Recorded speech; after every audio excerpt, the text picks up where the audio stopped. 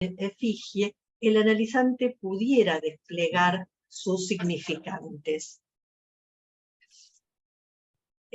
Si algo no está claro, pueden levantar la mano y preguntarme, no hay ningún problema. Bueno, si el analista, digamos, no ofrece ese lugar vacante para alojar el discurso del analizante, digamos, ahí no se va a poder producir un análisis. Por otro lado, la función del analista es justamente dosificar la angustia, porque la angustia es la bisagra entre el deseo y el goce. Y en el camino, digamos, de todo sujeto hacia el deseo, debe perder, digamos, algunos goces para poder encontrarse con su propio deseo, que lo vivifique y lo aleje de ser, digamos, el falo imaginario del otro. La dialéctica es pasar de ser el falo del otro a tener el falo. Para eso voy a introducir primero que la primera pregunta fundante del sujeto es la pregunta ¿por qué me quiere el otro? Que es lo que Lacan va a trabajar también en relación, digamos, a un texto de la literatura del 1700 que se llama El diablo enamorado, donde, digamos, a partir de ese texto, digamos, Lacan toma el qué voy, que significa qué quiere el otro de mí. Es la pregunta, digamos, de todo sujeto, en la medida en que esa pregunta se puede formular, si el otro, digamos, alojó a ese sujeto en relación a su falta. Es decir, si al otro le hizo falta. ¿Está claro hasta acá o es muy oscuro? No está claro. Bueno, si está, sigo. Es decir, nosotros nos encontramos en la clínica con la neurosis, la psicosis, la perversión, y cada una de esas estructuras tiene que ver cómo fue, digamos, en la medida en que respuesta hubo a la falta del otro. La falta del otro en el sentido de la castración del otro y en qué el sujeto le hizo falta a ese otro que le dio la vida. Ese otro que podríamos decir el otro primordial. Obviamente después ese otro primordial, digamos, va a poder situar al sujeto como algo que le hizo falta para después, digamos, poder dejarlo que se corra de ese lugar y haga su propio camino. En relación, digamos, a la neurosis, el sujeto muchas veces hace de su castración imaginaria un bastión para no encontrarse con la castración simbólica del otro. Digamos, en la medida en que efectúa ese trabajo, puede formalizar o formatear una respuesta fantasmática a qué me quiere el otro, es decir, qué quiso de mí. Ser el oro, ser la luz de sus ojos, ser la mierdita, ser la brillante, la inteligente, etc. Pero en ese punto, el sujeto, en la medida en que responde, digamos, a ese otro en su fantasma, puede andar por la vida cómodamente, pero la posición fantasmática tiene un goce que lo aleja de su propio deseo, porque el deseo único y singular implica justamente poder correrse de la posición fantasmática que se construyó en relación a la falta del otro para poder tomar, digamos, en su cuenta su propio unario, es decir, el rasgo que lo distinga del otro y que además, al apropiarse de su unario, el sujeto va a poder separarse de ese otro. Digamos, todos sabemos que digamos, hay otros sujetos también que no pueden construir una posición fantasmática porque no fueron suficientemente alojados en la falta del otro y no hubo ahí una cobertura amorosa. Esos son los pacientes o analizantes, digamos, que tienen cierta gravedad, podríamos llamar, que no son psicóticos, pero que en un tiempo, en los análisis, digamos, hay que construir la confianza en la palabra del analista para que puedan entrar a un análisis. Digamos, un sujeto neurótico entra vía el amor de transferencia al análisis y le supone al analista que el analista tiene un saber, sujeto, supuesto saber. Los pacientes graves o bordes, como le llaman algunos, son pacientes donde falta la confianza en el propio inconsciente y lo que hacen es mostraciones, actuaciones, adicciones, enfermedades en el cuerpo, digamos, donde la palabra no tiene el mismo valor que para un sujeto neurótico. Es decir, no hay un significante ahí que puedan identificar, que los representen el fantasma, para después luego poder hacer algo con eso. Bueno, ¿algún comentario o pregunta? Bueno, ustedes dirán, ¿para qué esto si vamos a hablar de los secretos familiares o qué significan los secretos familiares? Los secretos familiares aparecen, digamos, en un análisis en la medida en que el secreto, si ustedes me permiten, voy a leer la etimología de la palabra secreto, que viene del latín secretus, lugar apartado, retiro, participio de sesemere, separar, aislar. Se refiere a una cosa que se tiene cuidadosamente oculta, reservada, a escondidas. Sigilo, discreción, reserva, disimulo, prudencia, cautela o silencio. Como adjetivo, significa escondido, oculto, ignorado, anónimo y separado de la vista y el conocimiento de los demás. También refiere a persona silenciosa o reservado. Bueno, los secretos o enigmas también podríamos preguntarnos, digamos, están en toda, digamos, la estructura. Y lo que un analista hace interviniendo es justamente tratar de que eso pase a la cadena, digamos, significante para que sea dicho. Los secretos, digamos, tienen que ver con aquello silenciado, con aquello, digamos, que tuvo que ver con un abuso en algunos casos, asesinatos, desapariciones, con algo vergonzante, con amores, digamos, que no entraban dentro de ciertas legalidades, con evasiones, robos, aquello que no podía ser puesto a la luz, pero que de alguna manera todo secreto en algún punto se devela o se revela. Aun cuando no pueda ser dicho y no entre en la cadena asociativa, el sujeto puede llegar a actuar aquello que fue, digamos, del orden del secreto en su historia, digamos, o presentificarlo con los acting outs, con un pasaje al acto, o también mostrarlo en el cuerpo. Una de las preguntas que nos hacemos los analistas en relación a cuál es la posición ética cuando escuchamos, digamos, en sordina, no sé cómo se dice en México, o sea, escuchamos entre líneas que hay algo ahí que no termina de decirse o que no puede decirse, pero que está siendo obstáculo a la continuación de la cura.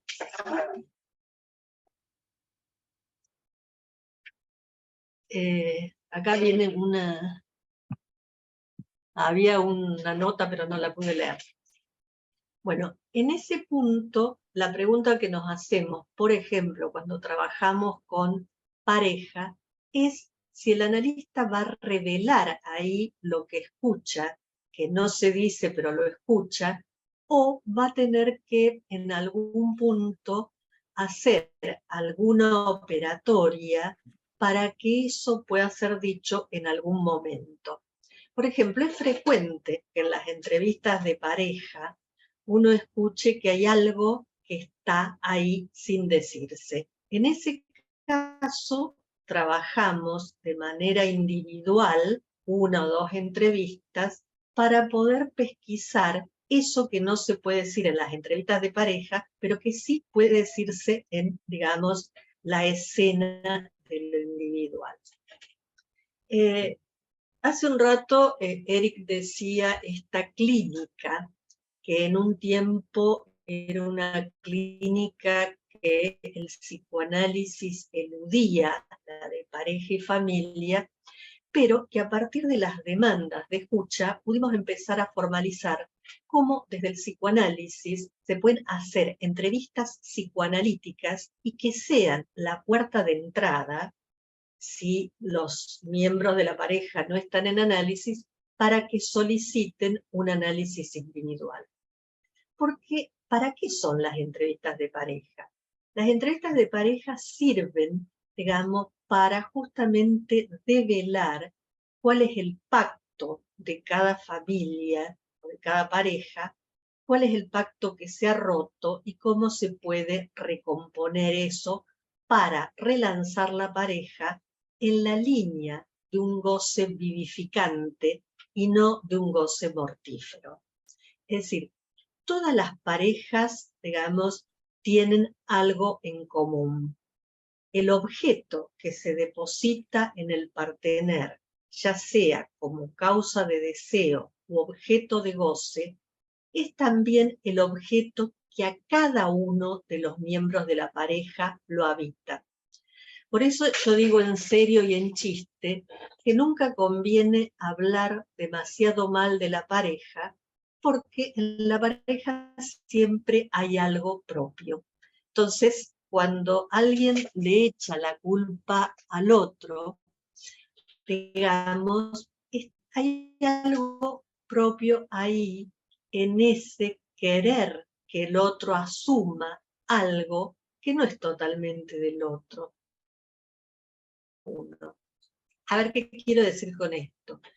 Que una pareja también arma una posición fantasmática donde muchas veces escuchamos que se puede pasar de relatar que uno es la víctima y el otro el victimario, y no siempre los roles, si me permiten esta palabra, están coagulados. Digo, a veces se alternan. Lacan introdujo una palabra con respecto al partner que él le llama el surmoitié, es decir, juega de alguna manera con el superyo y el otro, la mitad superyoica. Cuando ese otro pequeño, el partner, es puesto en el lugar del superyo, lo que va a imperar va a ser el goce mortífero, en la medida en que el superyo es el heredero de alguna manera del Edipo, pero porta, digamos, un mensaje que dice, así como el padre debe ser, así como el padre no debe ser. Lo cual, todo mensaje superyoico es siempre una paradoja. Y una paradoja es aquello que en esos términos no se puede resolver. Entonces, cuando trabajamos con parejas, tenemos que estar advertidos, primero, de no entrar, digamos, en la captación imaginaria que alguno de los dos miembros puede intentar hacer, que seamos cómplices o, digamos, que avalemos lo que dice o su conducta, porque justamente el tercero muchas veces es llamado no solo a mediar, sino también a ponerse de parte de una de los miembros de la pareja. Entonces, el analista de pareja tiene que estar muy finamente advertido de que esto puede ocurrir para no entrar, digamos, en esa dialéctica con uno o con el otro, porque ahí se pierde esa escucha y la posibilidad de cortar con ese pacto, digamos, que ellos juegan o muestran o dicen. Digamos, la importancia del tercero aquí es que se arma una escena y en esa escena, digamos, ese otro que es mirada y es escucha también, puede intervenir para relanzar algo en relación a la posibilidad del amor y el deseo en una pareja. Muchas veces los análisis individuales, digamos, como cada uno le cuenta su versión al analista, digamos, olvidan o se olvida a veces poder decir alguna cosa que aparece, digamos, en las entrevistas de pareja. Digo, pero que después, si se reenvían al análisis personal, eso da lugar a que puedan levantarse inhibiciones, síntomas o la angustia, digamos, que hace muchas veces o que no permite, digamos, tener una relación con el semejante en el sentido de la alteridad del otro. El otro siempre es distinto, pero también, como decía antes, tiene algunos rasgos de parecido con el objeto de cada uno de los partners. Digamos, en toda relación amorosa se van a dibujar síntomas, inhibiciones y va a aparecer la angustia en algún momento. El punto es que cuando caen los velos del enamoramiento, es decir, que es el primer tiempo de toda relación de pareja, esos velos, digamos, que de alguna manera tapan, digamos, las diferencias radicales entre uno y otro, pero que es un tiempo necesario para poder acercarse a un otro, que haya, digamos, un tiempo de enamoramiento, o en nuestra época o en mi época se decía el flechazo o las cosquillitas en el estómago. Digamos, los más jóvenes deben tener ahora otra palabra para eso. Y también en el libro hablamos de cómo fue cambiando de alguna manera las ideas respecto a la pareja y al amor en relación a los distintos tiempos.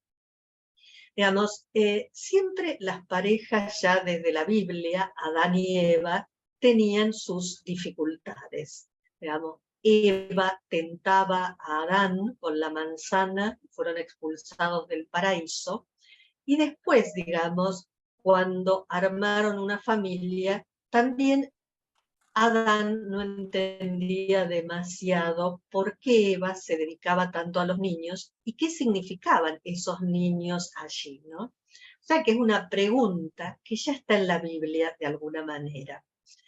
Y, digamos, esta pregunta fue, digamos, cambiando a lo largo de los años en la medida en que la espira de la época y los significantes epocales fueron mutando. Por eso, en este punto, digamos, tanto Freud como Lacan eran respetuosos de leer qué pasaba en lo epocal. Digamos, la clínica actual no es la misma clínica de la época de Freud, ni es la misma de la época de Lacan. En la medida en que nosotros vivimos en este tiempo, en un mundo globalizado, donde está la información, digamos, en nuestras manos casi minuto a minuto. Digamos, la tecnología permite esto que estamos transitando hoy, con no me acuerdo cuántos kilómetros son de distancia, Eric, pero nos permite encontrarnos para poder hacer avanzar el discurso del psicoanálisis. Pero también la tecnología trae algunos otros inconvenientes y trajo nuevos síntomas. Uno de ellos es la ansiedad generalizada. Digo, la ansiedad generalizada Acá alguien me pone que estamos a 8.000 kilómetros. Bueno, la ansiedad generalizada en la medida en que se pretende que el otro conteste cash, ya, rápido el mensaje. Y si no contesta, aparece esa ansiedad que alguien definía como sentirse como un blanco móvil que en cualquier momento viene, digamos, el tiro de cualquier parte. Por otro lado, la tecnología también está en las parejas. En la medida en que ustedes conocen, existen distintas aplicaciones. Por ejemplo, ¿dónde está el partner? ¿Cómo localizarlo?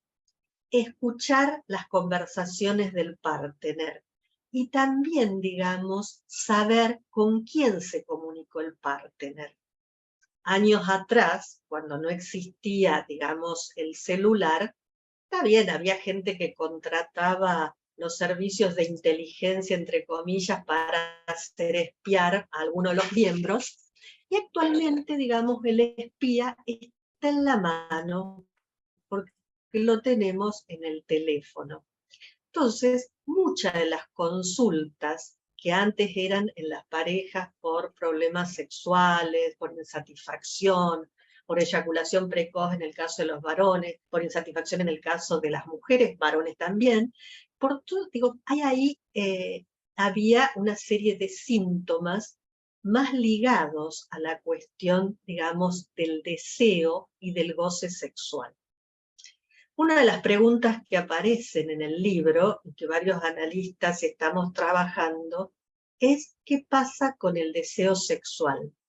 Digamos, ¿algo ha decaído de eso? Digamos, existe ahora las parejas, digamos, los amores múltiples, existen, digamos, distintas formas de cohabitación, de distintas formas de pareja, pero en todas ellas lo que prima es esta desconfianza en el otro y el deseo entre comillas, o la necesidad de control del otro, de controlarlo al otro. ¿Qué significa controlar? Cuando alguien controla a un otro, anula la diferencia con ese otro, y ese otro pasa a ser solo un objeto a disposición. Así como el móvil es un objeto, el partner puede pasar a ser simplemente un objeto de manipulación, de control, y no un sujeto de hecho y derecho. Por eso el libro va a situar distintos tiempos de la clínica, donde la clínica actual, como decía antes, está más ligada a la mostración, adicción, problemas en el cuerpo, actuaciones, y hay algo del amor, digamos, que habría que pensar alguna vuelta de cómo, digamos, se está transmitiendo esto, ¿no? Por otro lado, digamos, bueno, yo mencionaba anteriormente que Laura había trabajado Carta al Padre de Kafka, y de Alan Paul había trabajado, digamos, la cuestión de su relación con el duelo del padre. Digamos, también acá vamos a introducir algo en relación a cómo fue cambiando la figura del padre en la economía libidinal a lo largo de los tiempos. Todos hablamos de una decadencia del nombre del padre como agente simbólico que corta el goce de la madre. Ya Lacan decía, si alguno lo quiere leer en el Seminario 21, que un hombre, podríamos decir, yo diría, alguien en posición masculina, porque después, digamos, cuando trabajemos el seminario, ya voy adelantando en un futuro, vamos a hablar de posición masculina y femenina, y no de hombre y mujer. Entonces, digo, ahí Lacan dice que la función de un hombre, él dice de un hombre, podríamos decir una posición masculina, es hacer de su mujer objeto causa de deseo, para que esa mujer, en tanto madre, no goce de sus hijos y pueda desdoblarse en mujer y madre. ¿Me siguen hasta acá? Bueno, en esta línea, si hablamos de una declinación del nombre del padre, digamos, no necesariamente tiene que ser el padre biológico, sabemos que hay un padre imaginario, real y simbólico, sino cualquier sujeto que pueda ejercer esa función de corte de goce para que la madre no se transforme en un cocodrilo que reintegra su producto comiéndose al niño. Entonces, digo, esto también tenemos que estar atentos para repensar algunas cuestiones que antes se decía, si no está el padre, ese niño va a ser fagocitado por la madre. No necesariamente. Hay cualquier otro que puede ejercer esa función, digamos, esa función de tercero, donde la madre, el niño, el que ejerce esa función, digamos, en relación al falo. Y esto para repensar lo que decíamos al principio, que un sujeto tiene que dejar de ser el falo imaginario del otro para poder tener. Poder tener implica la posibilidad de crear y también de acceder al propio deseo, distinguiéndose de eso que el otro, digamos, quería para él, consciente o inconscientemente. Todos estamos habitados por nuestros ancestros, digamos, con secretos, con goces, con deseos. Por eso el análisis apunta también a lo transgeneracional. Lo transgeneracional es ubicar en la línea de lo que ya Freud decía, digamos, los que antecedían al sujeto en las series complementarias, cuáles fueron los modos de amor, cuáles fueron los modos de goce y cómo se transmitió la relación a la ley del deseo. Porque el deseo tiene una ley que implica privarse de un goce incestuoso para acceder. El deseo no es como se postula a veces en la polis, cualquier cosa, sino que el deseo tiene que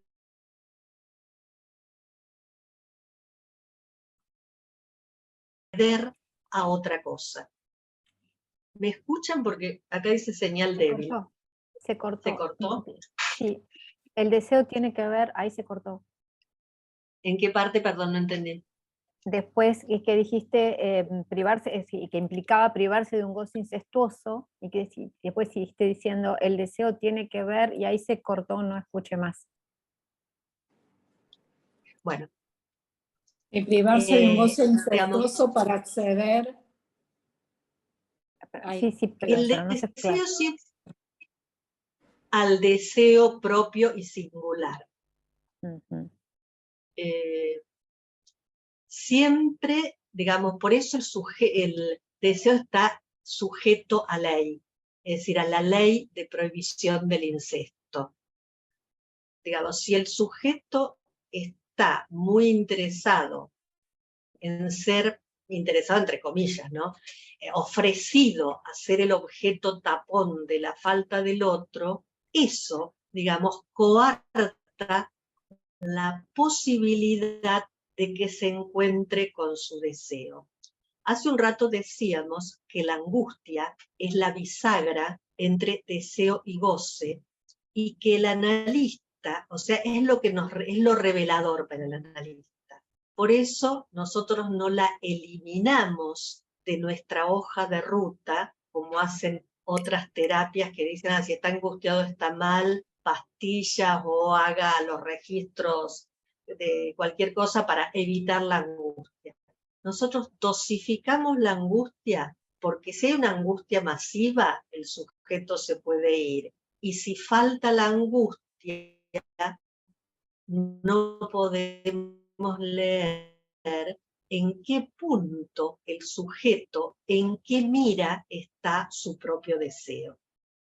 Por eso, digamos, la angustia es, digamos, nuestra hoja de ruta. Pero para poder dosificar esa angustia, el analista tiene que estar soportado por, digamos, eso que Freud llamaba el trípode, que nosotros decimos freudiano, el análisis del analista, el análisis de control o supervisión y, digamos, el trabajo teórico. El trabajo teórico no es solo la lectura singular propia, sino el poner esa lectura en interlocución con otros, porque a veces también, como somos seres humanos, podemos leer desde el prejuicio. Digamos, no estamos exentos, aunque nos hayamos analizado 80 años, de tener algunos prejuicios. Entonces, el trabajo amigable, amoroso con otros, permite, digamos, ese juego de pregunta y respuesta para que no queden y podamos, digamos, encontrar nuestra clínica, la clínica de cada uno, en relación, digamos, a la historia del sujeto y a la espira significante de la época, sea lo cultural epocal, que en cada lugar tiene algunas semejanzas, pero también hay diferencias. Seguramente en Ecuador, en México, hay algunas cuestiones sociales que son distintas a Argentina. Entonces, cada lugar tiene lo propio, pero también tiene diferencias con otros. Eso propio puede ser diferente. Entonces tenemos que estar atentos a con quiénes trabajamos e inmersos en qué, digamos, tiempo cultural, cuáles son los significantes epocales en los cuales ese sujeto está inmerso.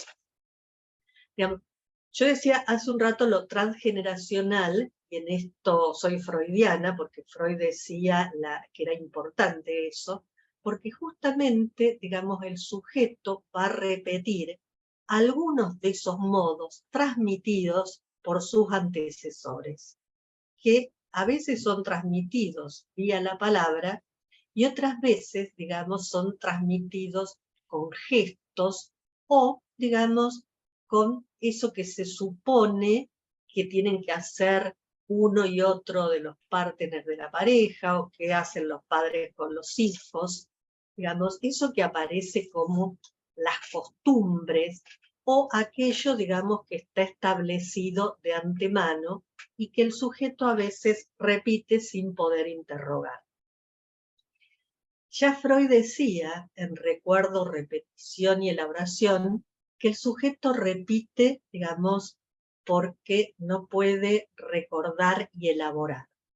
Nosotros nos encontramos, y el libro lo muestra, con la repetición en actuaciones y con la repetición también significante. El sujeto avanza en el análisis de repetición en repetición y habrá una repetición del orden del significante que al dar una vuelta repetitiva va a tener algo en más que le va a permitir al sujeto elaborar lo traumático. Digo esto porque algunas corrientes dicen que no es necesario la historia. La historia es necesaria porque justamente en la medida en que el sujeto se historice, digamos, puede, digamos, hacer algo consigo mismo. Después hay otra corriente que a veces dice, bueno, con los padres que tuvo, con la madre que tuvo, esas cuestiones a veces donde quedan anclados en el pasado fáctico y, digo, todos tuvimos una historia. Pero de esa historia, digamos, el análisis permite hacer otra cosa, porque si no, no habría posibilidades de, vía análisis y los duelos que se tienen que elaborar en todo análisis, dar lugar a un nuevo sujeto. Un análisis bien conducido permite que emerja después, digamos, de haber transitado, elaborado lo traumático del origen. Cuando digo el origen, no me refiero solo a los pares, sino eso traumático porque el sujeto entró en el lenguaje, porque como dicen los franceses, un parletre, digamos, el lenguaje marca el cuerpo del sujeto. Por eso para nosotros, analistas, el cuerpo es hablado y es hablante. En la medida en que el cuerpo biológico, digamos, está trazado, bordeado, cosido, festoneado, si me permiten la palabra, por los significantes del otro y por la mirada del otro. En la medida en que se adquiere un cuerpo, es gracias primero a, digamos, la imagen especular de la cual el sujeto se apropia, pero se apropia en la medida en que en ese primer tiempo del estadio del espejo voltea su mirada para ver qué mira y cómo lo nombra y escucha cómo lo nombra el otro. Digamos, la asunción del cuerpo propio y el valor que se le dé a la imagen del cuerpo, digamos, está en relación a la mirada y la voz, los dos objetos pulsionales primarios que hacen a la relación con el otro primordial. ¿Algún comentario o pregunta, si mientras puedo tomar agua?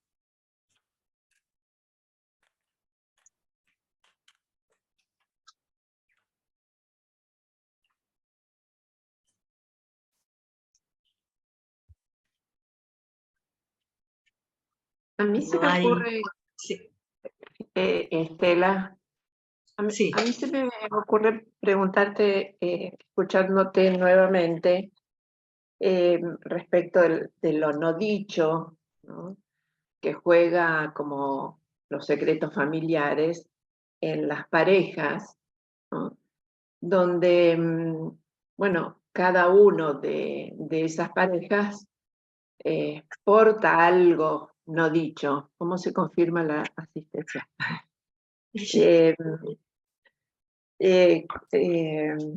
Porta algo de lo no dicho. ¿Cómo eso se juega en las parejas, inclusive en las familias, ¿no? Eso no dicho, eso que está oculto, eso que se presenta en silencio, desdibujado, oculto, o inclusive se muestra sin decirse. ¿Cómo juegan o cómo abordar esas cuestiones, ¿no?, en las parejas donde cada uno porta de lo suyo? Gracias, Laura Guterman, por tu pregunta. Mira, me evocó dos situaciones clínicas que una está en el libro. Una pareja, que esa no está en el libro, va a estar en el próximo, que consulta porque la mujer descubre que él tenía, digamos, en su celular una aplicación que lo ligaba a un lugar de citas con prostitutas. Ella le revisó el celular y encontró ahí que él tenía una aplicación que, bueno, estaba en relación a eso.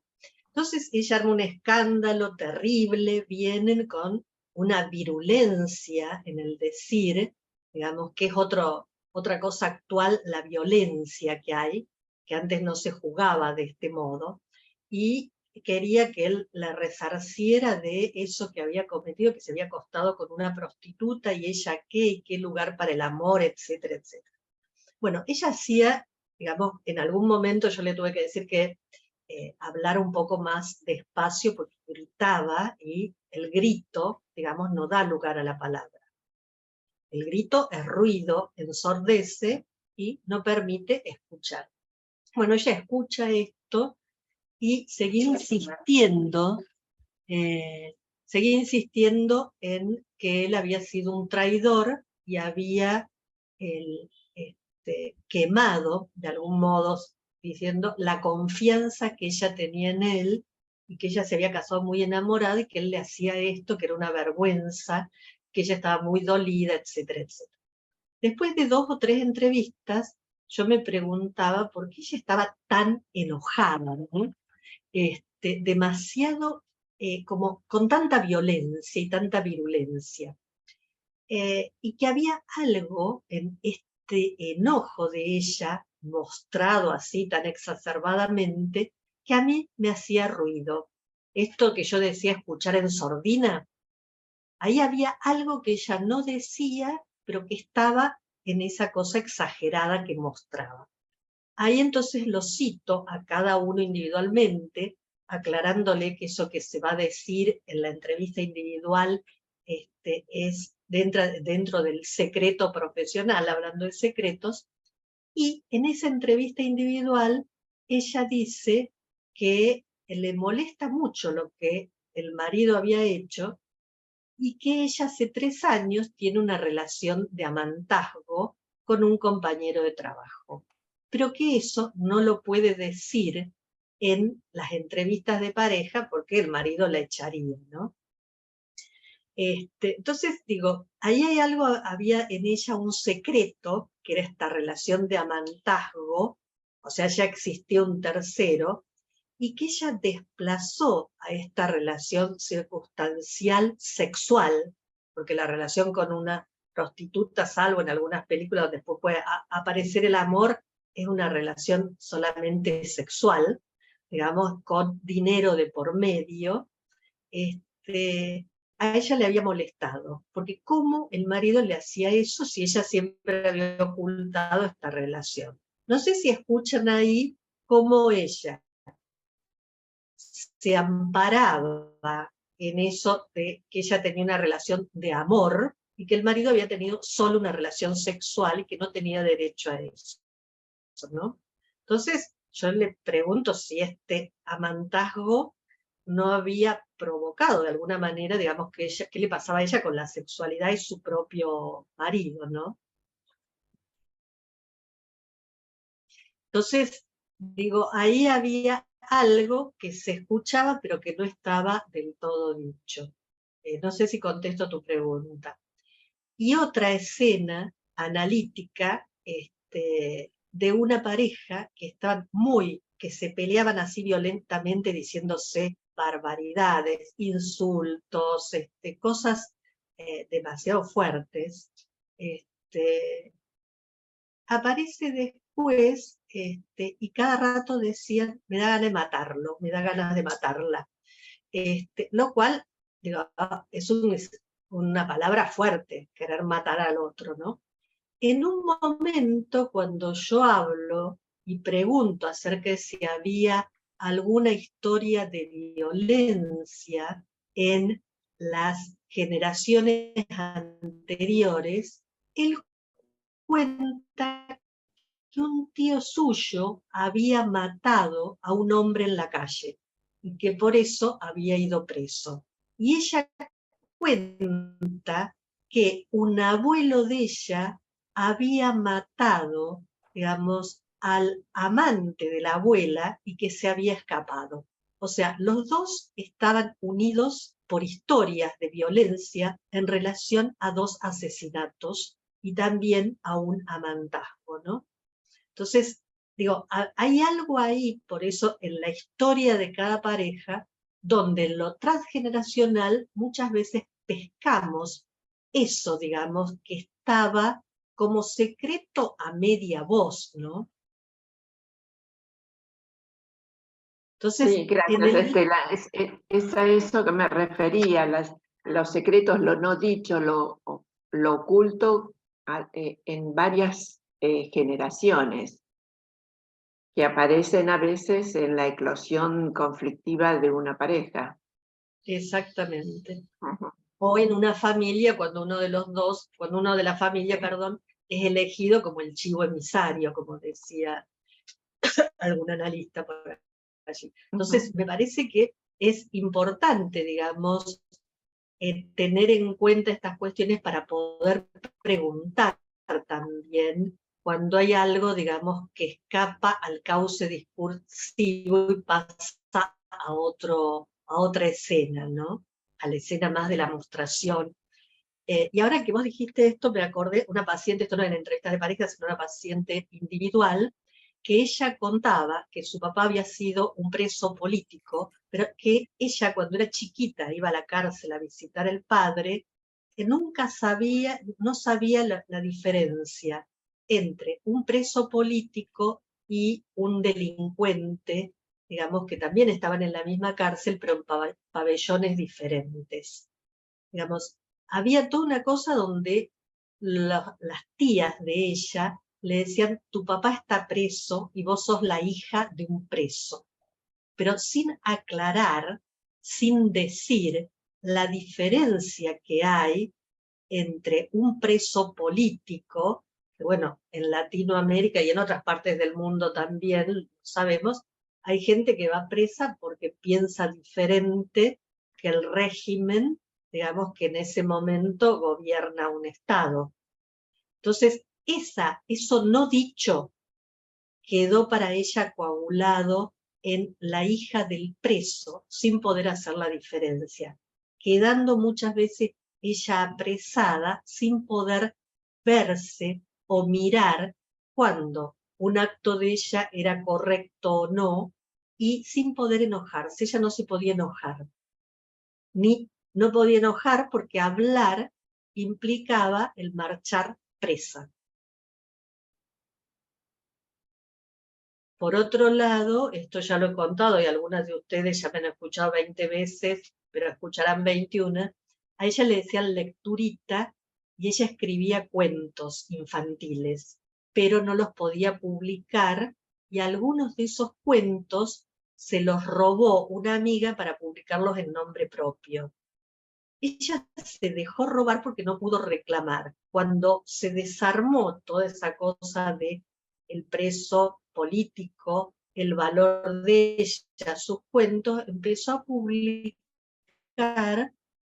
y ya hace un tiempo pudo empezar a ganar algunos premios internacionales gracias a su escritura, donde con su escritura salió lecturita, igual que tu papá, a lectora, productora de cuentos infantiles.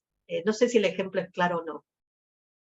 Entonces, digo, por otro lado, otro de los secretos así fuertes a veces son las mentiras de filiación, que también secreto de que la abuela tuvo una madre,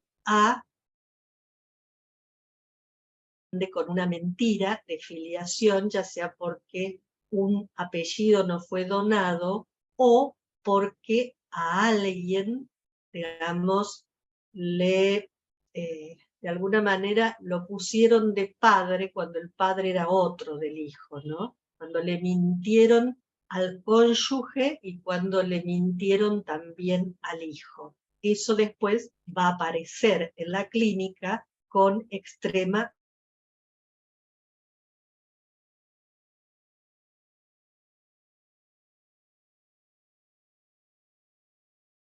Se congeló un poco la...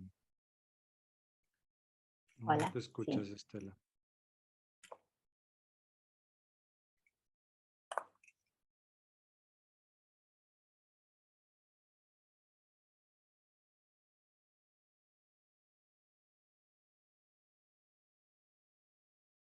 Oh, Sí, bueno, estaba en con el problemas regreso. de Sí, conexión, Estela. sí. Bueno, yo les quiero leer un párrafo nada más del libro que dice, el goce implica las diferentes relaciones con la satisfacción que un sujeto deseante y hablante puede esperar y experimentar del usufructo de un objeto deseado, ¿no? Y entonces, acá, más adelante, plantear la cuestión de una relación con el objeto que pasa por los significantes inconscientes. Entonces, esos significantes inconscientes que hacen de intervalo y espacio para cómo va dando eso, ¿no? Como en esta gramática pulsional que da, pero sí que ciertamente viene desde generaciones atrás o incluso ahora, como dice, en la relación al gobierno, a las castigos, ¿no? Dictaduras, etcétera, etcétera, ¿no?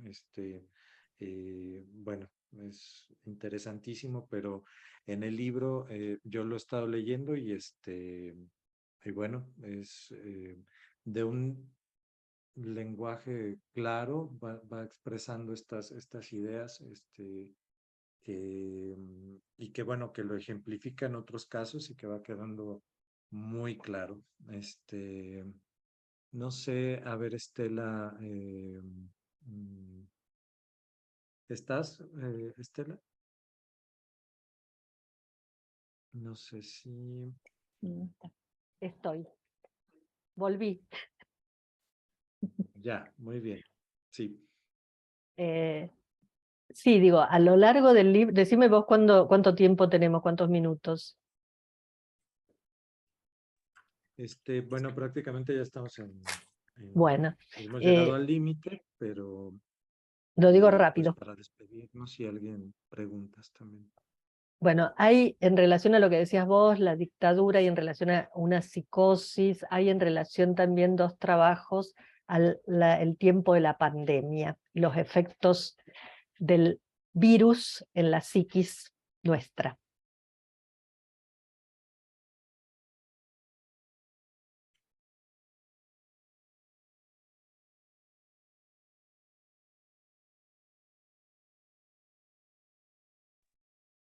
Bueno, ¿alguien más tuviera alguna pregunta?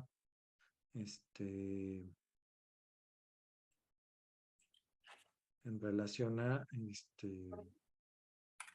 porque bueno, nosotros acá desde México también lo que nos interesa es ir construyendo conceptos, ¿no? La cuestión del goce, la relación con el goce es importante. Ah, María, adelante. Hola, María. Hola Eric y bueno, buenas tardes a todos. Bueno, felicidades por este libro que ya quiero poder tener y leer. Ya luego si nos puedes indicar, Eric, cómo lo podemos encontrar aquí en México. Bueno, quería preguntarle a Estela. Bueno, me gustó mucho que ella introdujera en esta presentación estas referencias al contexto, a cómo los cambios culturales que han venido de la mano de la tecnologización de las formas en que nos comunicamos, que plantea nuevos conflictos, o no sé si nuevos, pero tienen una forma que es propia de nuestra época, ¿no? Y que tiene que ver con toda esta cuestión del acceso a la red social de cada uno, y que en las parejas se vuelve un motivo de desconfianza y discusión permanente, ¿no? Que podemos ver cada vez más. Y menciono esto porque un poco pensando en el tema del libro, Los Secretos, a mí me resulta cada vez más difícil poder distinguir y separar lo secreto de lo privado, ¿no?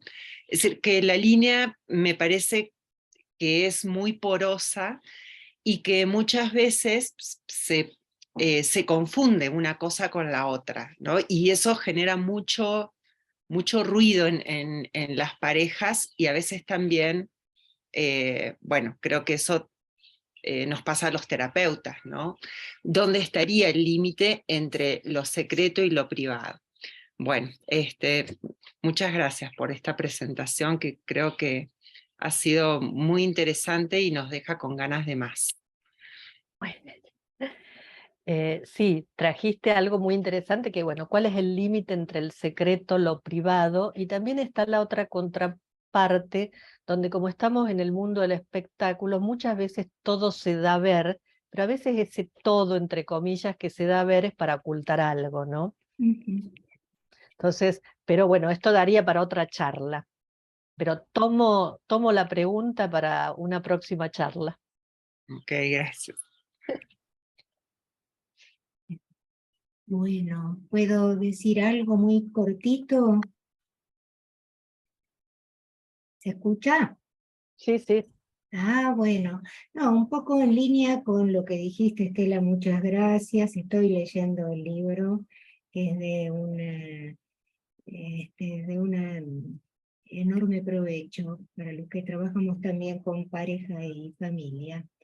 Y un poco lo que decía María, ¿no? Y lo que escucho en mi clínica. ¿Qué sucede? Vos lo comentaste recién también, Estela, cuando pareciera que desde una identificación imaginaria con lo social, todo tiene que ser dicho, y hay parejas que llegan diciendo, nosotros nos contamos todo. Y a veces se escucha cuál es la intimidad de este hombre, de esta mujer o de quienes conforman la pareja, en donde hay cosas que mejor no hablar con el partener. Y eso es motivo de conflictos y acuerdos, en que muchos lo no dicho que se hereda, ¿no? Y en muchos casos tiene que ver con la sexualidad, no solo de la pareja, que muchas dicen no tener mucho sexo, sino la sexualidad de cómo se jugó en las generaciones previas. Bueno, no, era esto lo que quería decir en estos de secretos cuando se presentan como que no tienen secretos, ¿no? Bueno, yo en uno de los Gracias. capítulos para vos, gracias a vos, y gracias a María también, hablo de los velos necesarios en una pareja. Los velos que ya Freud hablaba de esos que preservan lo privado, los velos de la intimidad, y que muchas veces están descorridos en lo actual.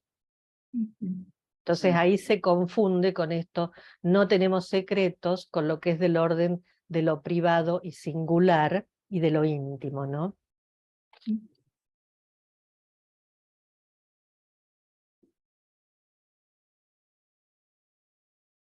Bueno, de los libros, tenemos pocos. Para los que están aquí en México,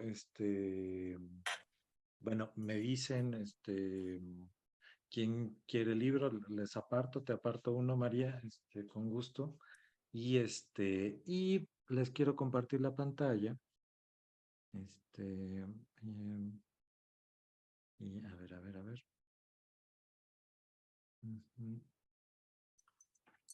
Aquí está. Entonces, bueno, la maravilla de esto, pues es, bueno, poder iniciar a los que les gustan, están en la atención con parejas, familias,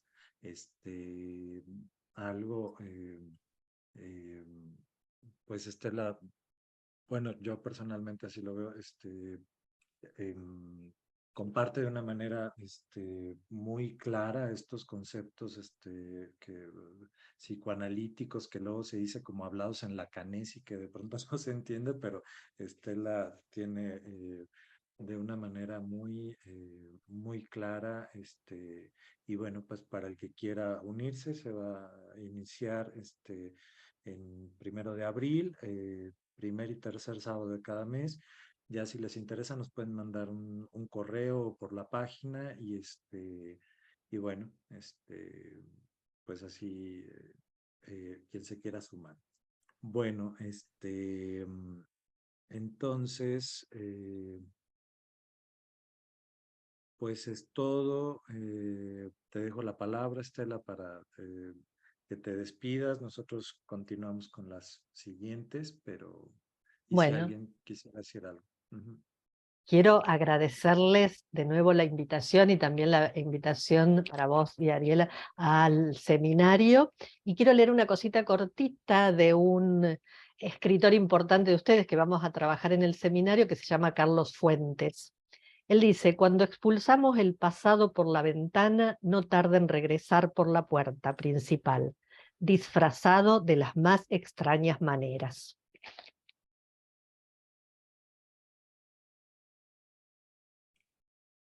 Sí, así es. Ujú. Entonces, y ya, bueno, es que esto de la repetición, bueno, sí o sí, ¿verdad? Ahí también, lo decía Nietzsche. Y bueno, así, gracias a Dios y a Nietzsche que lo mató, qué bueno que todos estuvieron acá, queda grabado, y lo vamos a compartir en el canal de YouTube, pero bueno, después, y bueno, pues continuamos con las siguientes ponencias, ya si hay alguno que escuche o que vaya a venir en presencial, ya es a la siguiente ponencia, ya en presencial, y también la idea, pues ahí vamos a estar en un grupo, pues los que estén, y bueno, para los que estén acá en León, y ya. Bueno, ¿alguien más quiere duda, pregunta, algo? ¿Todo bien? Gracias a Clínica del Sujeto y a Estela. Y gracias también a vos, Laura, que compartiste tu texto en el libro. Y gracias a los chicos de Clínica del Sujeto. Agradecida, Estela. Ok, bueno.